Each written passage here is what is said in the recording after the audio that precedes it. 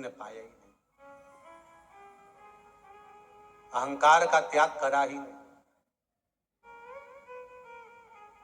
और महाराज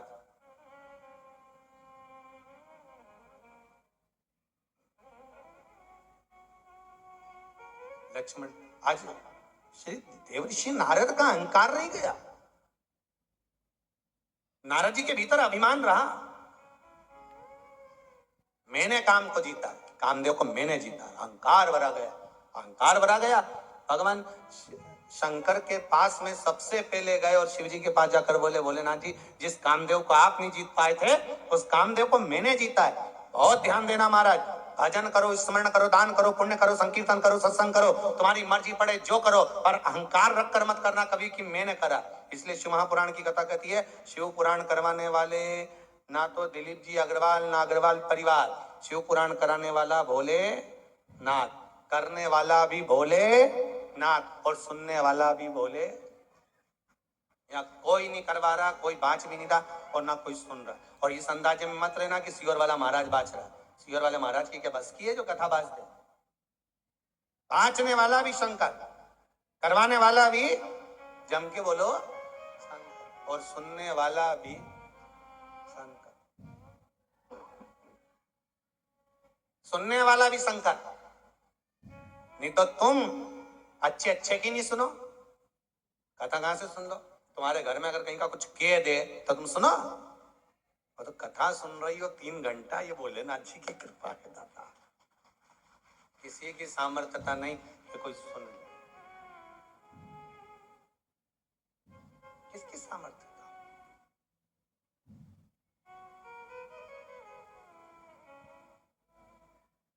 अब शिव कथा कह रही है ओगड़दानी की, भगवान देवाधिदेव महादेव की कथा कर रही है।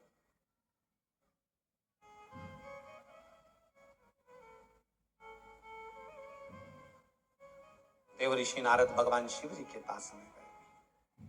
शंकर भगवान ने देखा देवऋषि नारद आए, आदर करा, सम्मान करा, सत्कार करा, आओ पधारो। कैसे आना हुआ, कैसे आए हो? बुलाया।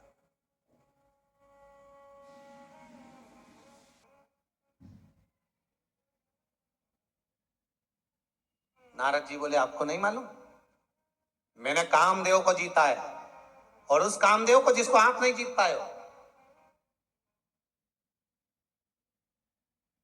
उसको मैंने जीता।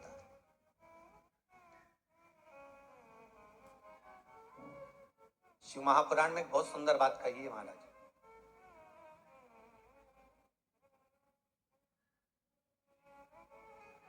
मान लो तुम किसी कार्य के लिए जा रहे हो, 5 बार 6 बार तुम उस कार्य के लिए होकर आ गए, या किसी से अपना पैसा लेना है और तुम उसको पास 50 बार होकर आ गए हो, भैया पैसे कब देगा? या किसी कार्य के लिए जा रहे हो, वो कार्य नहीं हो रहा, 50 बार होकर आ गए, वो काम नहीं हो रहा। शिव महापुराण कहती है, लाल चंदन, कौन सा चंदन? लाल चंदन को अच्छा घिसो, और घिसकर तैयार कर कर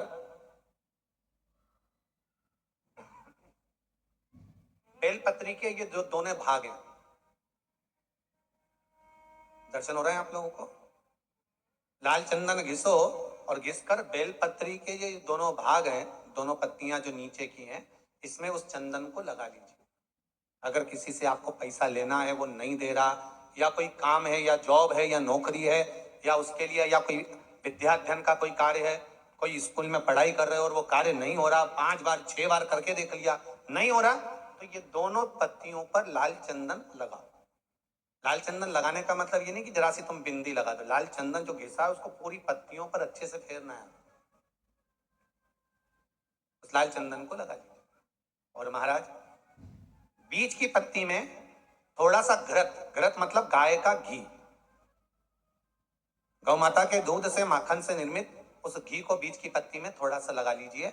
और जो अशोक सुंदरी वाली जगह है, जानते हो ना आप लोग अशोक सुंदरी की जगह, आपको पहले भी कथा में कहा, समझ लीजिए। ये शिवलिंग है, ये जलाधारी पर रखा हुआ है, ये गोल जलाधारी है, यहां से पानी नीचे गिरता है, ठीक है, ऐसे होता ना शिवलिंग। तो शंकर भगवान का पूरा परिवार शिवलिंग के आसपास में होता है। शंकर भगवान के 13 बच्चे हैं। कितने बच्चे हैं शिव जी के? 13 बच्चे। पूरे 13 की 13 बच्चे और धर्म पत्नी शिव जी की शिवलिंग के आसपास में है। जैसे ये जो गोल जलाधारी है, ये माता पार्वती जी का हस्त कमल है। शिवलिंग रखा है, ये शंकर जी का स्वरूप है। जहां से पानी नीचे गिरता है, राइट भाग गणेश जी का स्थान, लेफ्ट भाग 6 कार्तिकेय, षडानंद कार्तिकेय का स्थान। जहां शिवलिंग का जहां पानी जाता है, उसके बीच में एक मोटी सी लाइन होती है, वो शंकर भगवान की सबसे छोटी लड़की जिसका नाम अशोक सुंदरी है, उसका स्थान है। ऊपर से बूंद बूंद पानी जो शिवलिंग पर गिर रहा है, ये शंकर भगवान की 5 लड़कियों का स्थान है, जया, विषहरा, सामरी बारी, दौतली और देव। ये शंकर जी की 5 बेटियां हैं जो भगवान शंकर के ऊपर पानी की एक एक बूंद गिराती हैं महाराज। तो शिव जी की जो सबसे छोटी लड़की है अशोक सुंदरी, उस अशोक सुंदरी वाली जगह पर इस बेलपत्र को प्रदोष के दिन या सोमवार के दिन आप घी वाली बेलपत्र को अशोक सुंदरी वाली जगह पर रखकर, ये जो चंदन लगी हुई बेलपत्र है, इसका मुख ऐसा सीधा की सीधा रखोगे तो गणेश जी की ओर हो जाएगा, षडानंद कार्तिकेय की ओर हो जाएगा। अपनी कामना कर कर जिससे धन लेना है, पैसा लेना है, या जो कार्य निकालना है वो नहीं निकल रहा, बहुत प्रयास कर लिया, अदालत में 50 बार हो जाए, काम नहीं हो रहा, तब इस बेलपत्र का प्रयोग करना, बाबा से विनती करना और विनती कर कर वापिस सजाना। केवल 2 प्रदोष या 2 सोमवार कर लीजिए, बाबा आपकी मनोकामना पूर्ण कर देगा। उस बेलपत्र का सुख प्राप्त हो जाए। बेलपत्र पर इतना याद रखना, जो चंदन लगा हुआ भाग है वो नीचे होना चाहिए, अशोक सुंदरी की ओर। गरज का भाग अशोक सुंदरी की ओर होना चाहिए, नीचे की ओर, नहीं तो मालूम पड़े तो मुंह पर उल्टा रख दो उसको।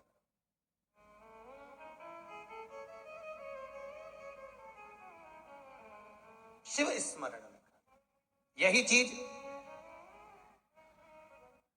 विवाह में भी कार्य आती है। जिन बेटा और बेटी का विवाह नहीं हो रहा, आज देव उठनी एकादशी है, बहुत ध्यान देना महाराज।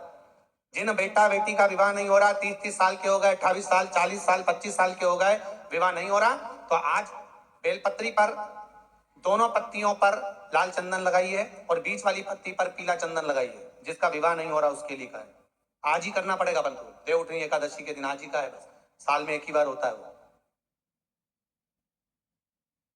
नीचे की दोनों पत्ती पर लाल चंदन और बीच वाली पत्ती पर पीला चंदन।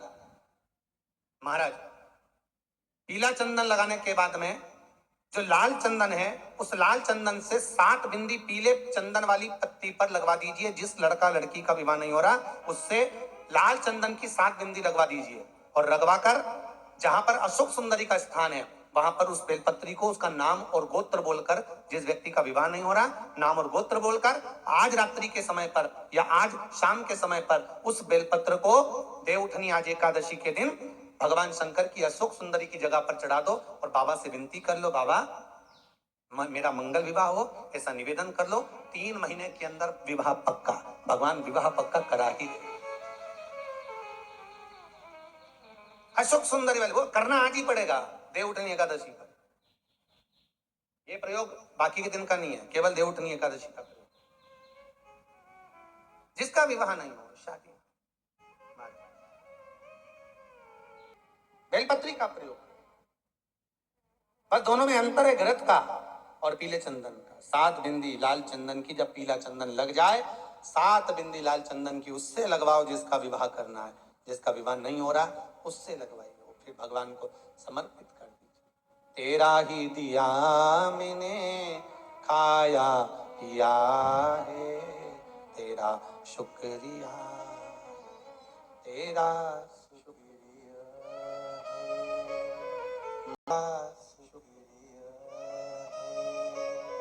मुझे भोले बाबा ने बहुत दे दिया है, तेरा शुक्रिया है, तेरा शुक्रिया। निवेदन करिए। श्री, साथ में बोलिए, श्री शिवाय नमस्तुभ्यम, श्री शिवाय नमस्तुभ्यम। श्री शिवाय नमस्तुभ्यम। ये शिव महापुराण का मूल मंत्र। जब दुख हो, तकलीफ हो, कष्ट हो, रोग हो, बीमारी हो, जपो। अभी बहन जी कह रही थी केवल मंत्र का जाप करा, डॉक्टर बोल रहे हैं कि हॉस्पिटल दूसरा हॉस्पिटल में ले जाओ, पर भगवान भी तो सामने होना चाहिए, आपका विश्वास जागृत होना चाहिए। एक माता जी ने बड़ा भाव लिखा है इसमें, कागज नहीं मिला तो लिफाफा ही सदी।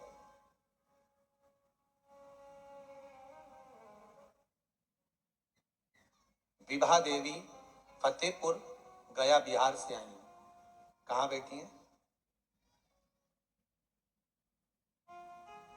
आपने लिखा है गुरुजी, जब से शिव महापुराण की कथा सुन रहे हैं तब से मेरी तबीयत अच्छी हो गई है। पहले बीमार बहुत रहती थी, बहुत तकलीफ थी, अब बाबा की कृपा है। सावनी शिवरात्रि पर रुद्राभिषेक करा, उससे जमीन का जो काम अधूरा था वो भी बाबा ने पूरा कर दिया है। बहुत बहुत साधुवाद आपको श्री विभा देवी जी, फतेहपुर गया बिहार से, बहुत बहुत साधुवाद।